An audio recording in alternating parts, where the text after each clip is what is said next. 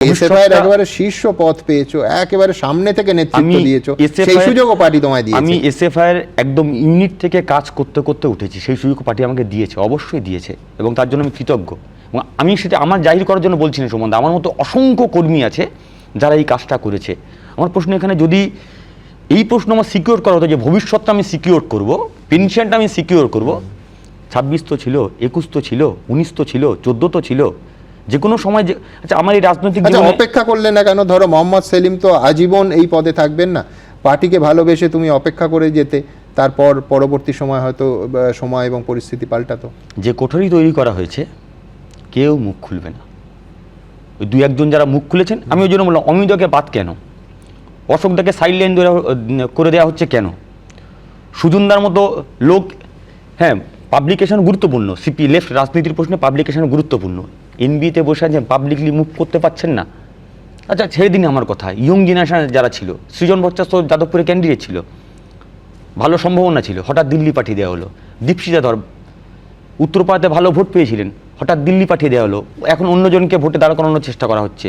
আচ্ছা ছেড়ে দিন, কলতান দাশগুপ্ত যুবতে প্রচলিত নাম, সবাই মিলে বললো কলতান দাশগুপ্ত যুব সেক্রেটারি হোক, প্রশ্ন করে সরিয়ে দেওয়া হলো। কলতান দাশগুপ্ত কোথায় কি? আপনি সিপিএমের ইয়ং জেনারেশনকে আপনি ফেসবুক খুললে, সোশ্যাল মিডিয়াতে খুললে কোথাও ভাষণ দিচ্ছে, কোথাও মিটিং করছে, এটা আপনি দেখতে পাবেন, কিন্তু তাদের জন্য যে জব অ্যাসাইনমেন্ট করা, তাদের জন্য যে নির্দিষ্ট ক্ষেত্রে কাজ দেওয়া, সেটা নেই। কয়েকজনের আছে, বাদবাকি কারণে। আচ্ছা সুমনদা, নিয়ম তো সবার জন্য সমান হবে কমিউনিস্ট পার্টিতে। আমি প্রতিকুর রহমান, আমি যখন ছাত্র ছাড়লাম, আমি বললাম আমার কাজ দিন, বললো গ্রামে ফিরে যাও, আমি গ্রামে ফিরে এলাম। আমি যখন বললাম আমি যুবটা করতে চাই, বললো ইউনিট লোকাল জেলা করে তবে উঠতে হবে, ফাইন। আমার সময় একজন যুব ছাড়লেন, তিনি যুব সম্পাদিকা, তিনি রাতারাতি সিআইটিউর মাথায় বসছেন, তিনি রাতারাতি একই সঙ্গে দুটো সংগঠনের মহিলা সমিতির সম্পাদক মণ্ডলীর সদস্য হচ্ছেন। আচ্ছা নিয়ম, মীনাক্ষীদের সঙ্গে আমার অত্যন্ত ভালো সম্পর্ক, প্রশ্নটা মীনাক্ষীদির সঙ্গে আমার নয়, প্রশ্নটা নিয়মের।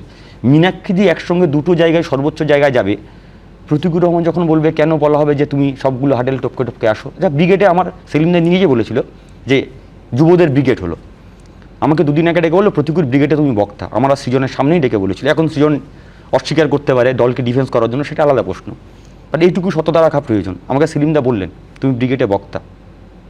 আগের দিন ব্রিগেডের সভার আগের দিন আমাকে বলা হলো যুব নেতৃত্ব চাইছে না তুমি ব্রিগেডে বক্তা হও। তাহলে আপনি রাজ্য সম্পাদক, পার্টির রাজ্য সম্পাদক, আপনি আমাকে আগে থেকে বললেন কেন?